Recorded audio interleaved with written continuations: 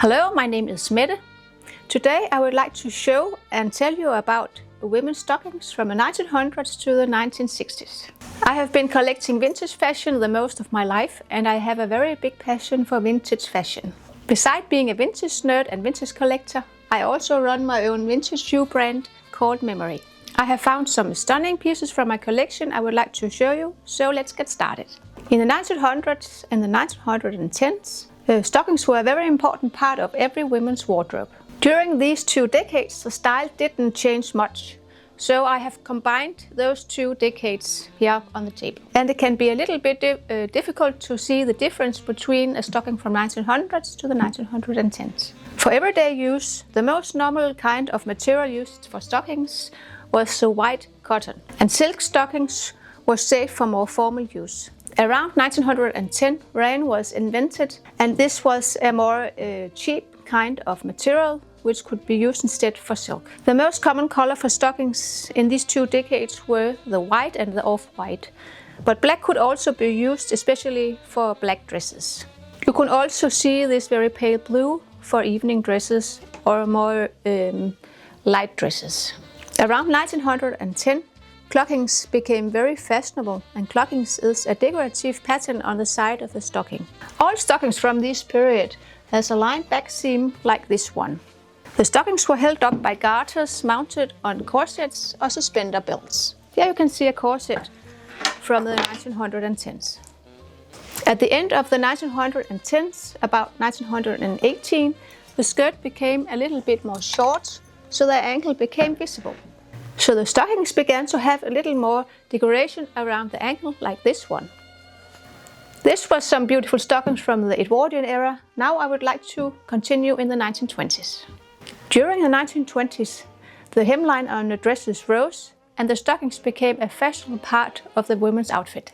The stockings were commonly made from cotton, silk, rayon or wool for winter. And the mainly colors for everyday use was cream white, skin tones and taupe colors. And for evening use, the flapper girls were using bright colors like blue and burgundy and pale colors, and black for black dresses, and also metallic shapes in like gold and silver. In the mid-1920s, the hemline became even more short, and then it became very fashionable with decorative patterns on the stockings. It could be fishnet like these stockings, or more an Art Deco pattern like on this model, or it could be clockings like this one. The corset was now out of fashion, so the stockings were held up by a very simple corset belt like this one. Before going to the 1930s, I would like to show you this stocking, which is crafted from very soft silk. And it has cotton around the heel and the toe cap, and it has a very interesting inscription here around the toe cap, where it says it's made from silk and cotton. I can imagine that this beautiful color would have looked great with a golden flapper dress. This was a bit from the 1920s. Now I will continue with the 1930s. The type of stocking used in the 1930s were quite similar to the stockings used in the 20s. The materials were silk, rayon, wool or cotton. And the main colors were smoky grays, it was browns, tan colors and taupe colors. In this period, fashion focused on long, slim legs, and the dark colors were better to achieve this. I would like to show you a perfect example of a 1930s stocking. It's a smoky grey color, and it's crafted from pure silk, and it has a very beautiful Cuban heel and a toe cap, and they are both made from cotton, which make them more strong and durable. In the 1930s, stockings were still held up by a garter belt, much like this one. And now I will jump into the 1940s. In the late 1930s, nylon was invented, but it was not yet used for stockings. Instead, they were used for military, like parachutes for the World War II. Because of the war, it was very hard to find stockings because of the rationing. So women, they were mending and restoring their old stockings to make them last for a long time. I have here a very perfect example on how the stocking has been mended many times. I also have this book, which is called Make, Do and Mend, where you can read how to repair your stockings. Fine silk and rayon were saved for very special occasions, while stockings in wool and cotton was used for everyday use and for winter. The main colors in the 1940s were browns and tan shades. And for mending, you could buy threads in the matching shades of threads. Because stockings were a luxury, women sometimes drew a line on the back of their legs so they would look like they were wearing a stocking. Like in the 1930s, stockings were held up by a garter belt. And here I have a very funny example.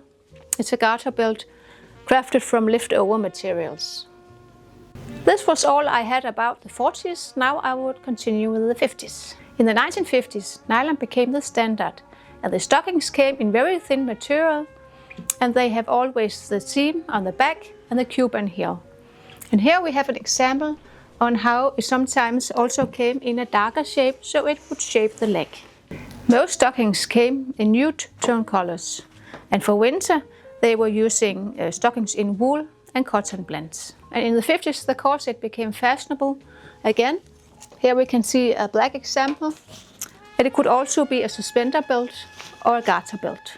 Stockings like these continued to the beginning of the 1960s, but then something happened. In the 1960s we saw a revolution in women's hosiery. The seams disappeared and pantyhose was invented. New stretchy materials like spandex was invented, so now it was possible to make stockings that would stay up without garters. And this gave the women much more freedom. In this period, funny patterns and bold colors became very popular because it matched the new fashion perfectly. Before the 1960s, women didn't have many choices for hosiery. But today we have so many choices: colors, patterns and fabrics. A luxury that we often forget to appreciate. Thank you so much for watching. I hope you enjoyed this little trip to the history of women's stockings. You can check out my vintage-inspired hosiery collection on my webshop.